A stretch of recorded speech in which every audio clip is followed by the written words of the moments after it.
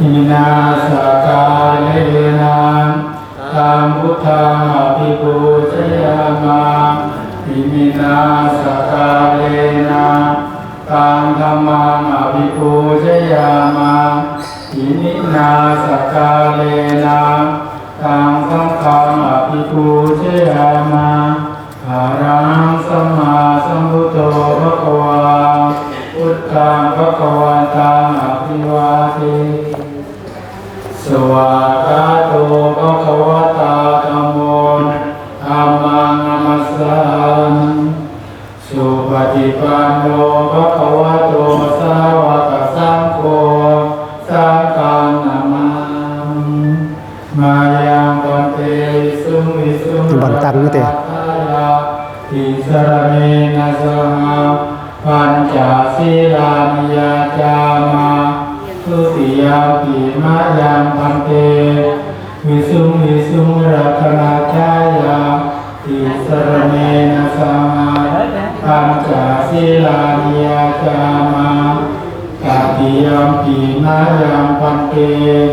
วิสุงรัตนาจายาติสรเนนะสหปัญจศีลานิยาจามานะโมตัสสะภะคะวะโต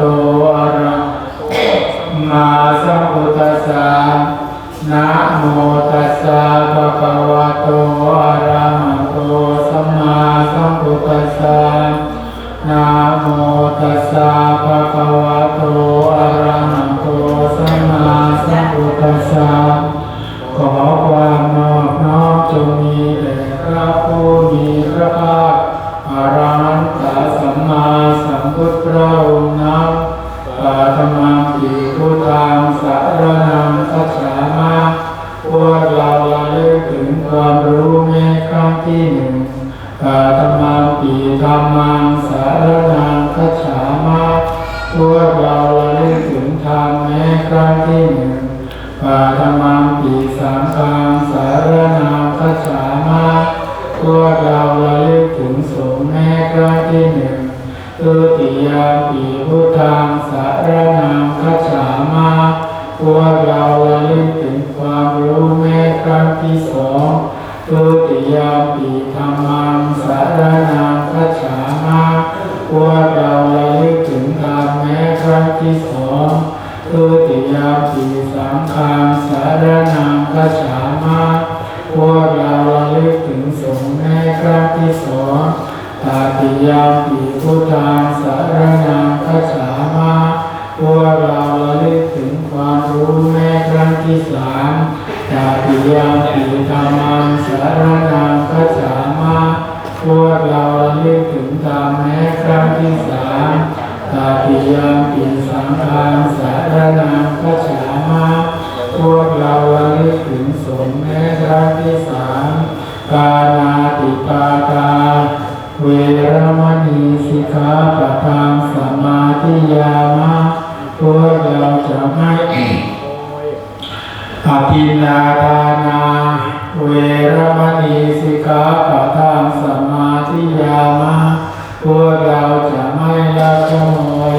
กาเมสุมิจฉาจาราเวรมณีสิกขาปะทังสมาธิยามะพวกเราจะไม่ประพฤติผิดสามีภรรยามุสาวาทาเวรมณีสิกขาปะทังสมาธิยามะพวกเราจะไม่ตลปัดมีตลปัดตลปัดตลปัดตลปัดตลปัดสาปะทังสมาธิยามะพวกเราจะไม่ดื่มสุราของมึนเมาและยาเสพติดอยู่ตลปัดมวยพองตลปัดตลปัดมวยพองตลปัด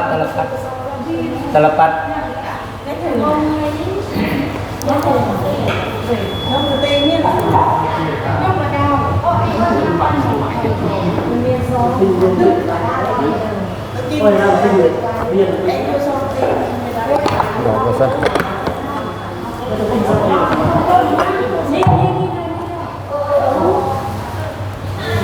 อิมานิปัญจสิกขาปทานิ บทที่ต้องศึกษาเหล่านี้สีเลนะสุขติยันติคนทั้งหลายจะถึงสุขติได้ก็เพราะศีล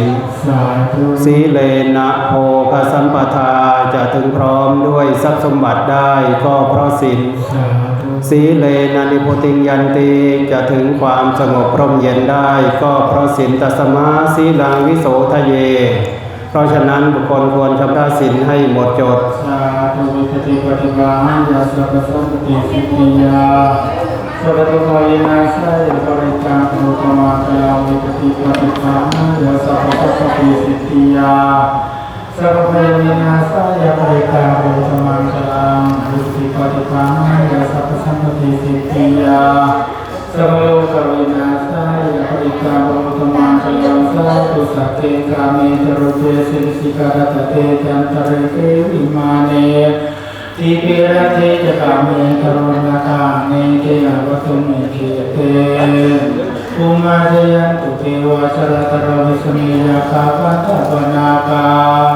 ทิทัตตาสัจเจยังนโรจนังสัตวเมสุนันโต